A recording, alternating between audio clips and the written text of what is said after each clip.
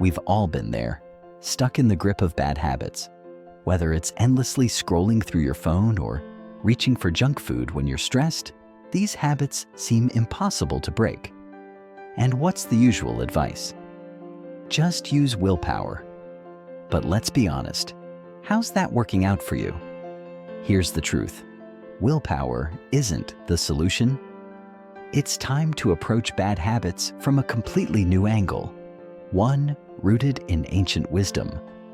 Today, we're going to uncover a method used by monks for centuries, one that focuses not on fighting your habits, but on transforming them with awareness.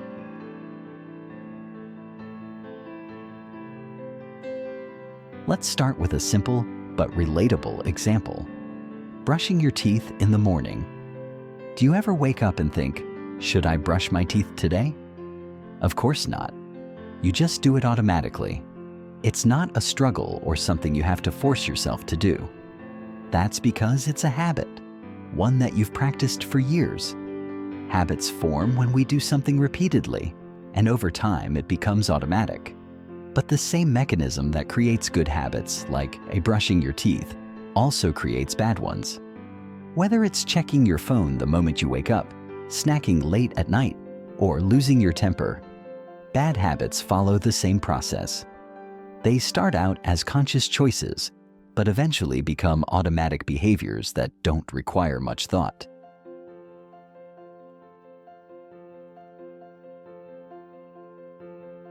Our brains are wired for efficiency. When something feels good, like eating a piece of cake or getting a notification on social media, our brain rewards us with a little hit of dopamine, a feel-good chemical. That's our brain's way of saying, do that again. Over time, as you keep repeating the behavior, your brain shifts it from the dopamine reward system to the habit system, which operates more automatically. This shift is why, after a while, you can keep eating that cake or endlessly scroll through Instagram, even when it doesn't feel as pleasurable as it once did. Your brain has created a habit loop. Trigger, behavior, reward. You're no longer doing it for the dopamine hit, you're doing it because it's ingrained in your routine.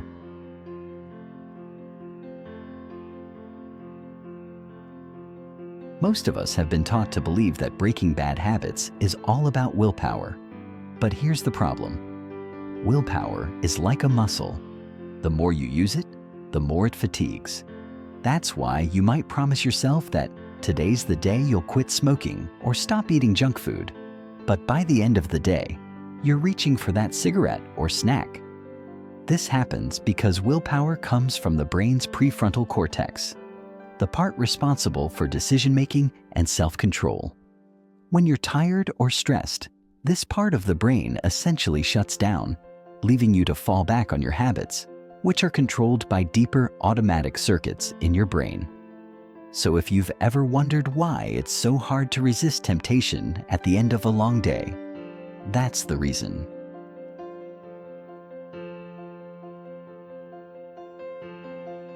So if willpower isn't the answer, what is? Let's take a lesson from monks. You might imagine monks as people who are naturally disciplined, but the truth is, they aren't born that way. They develop their discipline through awareness. Instead of battling their bad habits, monks observe them with curiosity and mindfulness. Dr. K, a former monk and psychiatrist, shares a powerful example of this. One of his teachers struggled with an addiction to potato chips. His teacher wasn't told to resist the craving. Instead, he was encouraged to lean into it with full awareness. Every time he craved potato chips, he was told to eat them, but mindfully. What did they taste like? How did they make him feel afterward? Was the craving as satisfying as he imagined it to be?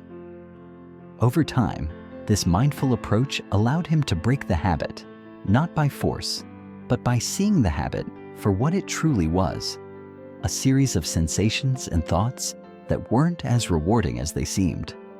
This process of disenchantment is at the heart of the monk's secret. By observing the habit with curiosity, it loses its power over you.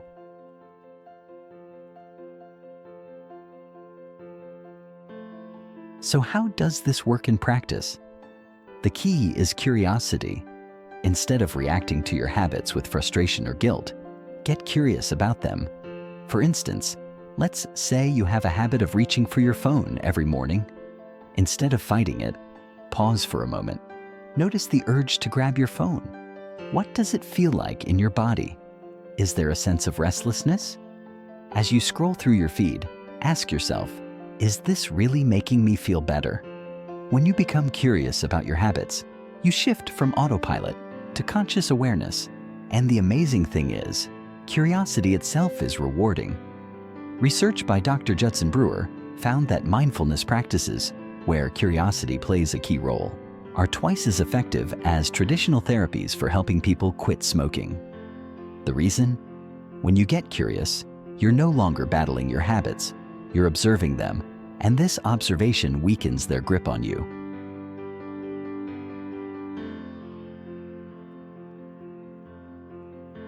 So, how can you start breaking your own bad habits? Let's take a more integrated approach that flows naturally with how habits work. The next time you feel the urge to indulge in a bad habit, whether it's reaching for a snack when you're not hungry or checking your phone during a meeting, pause. Don't resist the habit right away. Instead, bring awareness to it. Notice how your body feels. Is there tension in your chest? Restlessness in your hands? What thoughts are running through your mind? As you move forward with the behavior, whether you give in to it or not, continue observing. If you do eat the snack, what does it taste like? Is it as satisfying as you expected? If you scroll through your phone, are you truly engaged, or does it feel more like a distraction? By bringing awareness to your habits, you stop letting them control you.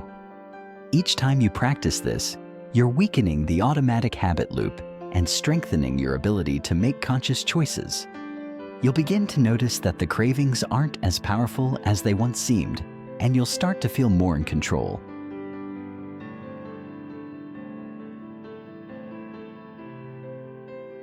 Breaking bad habits doesn't have to feel like an endless battle. The secret is in awareness, not willpower. By observing your habits with curiosity and mindfulness, you can begin to loosen their grip. It's not about forcing yourself to change, but about understanding your habits on a deeper level. Remember, this process takes time, and it's okay to slip up.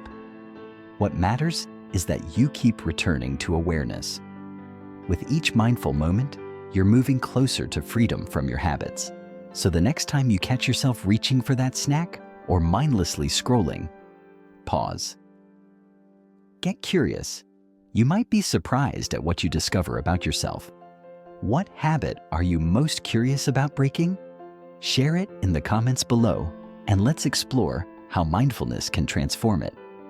And before you go, check out my next video, where we dive deeper into the power of awareness in overcoming anxiety and stress.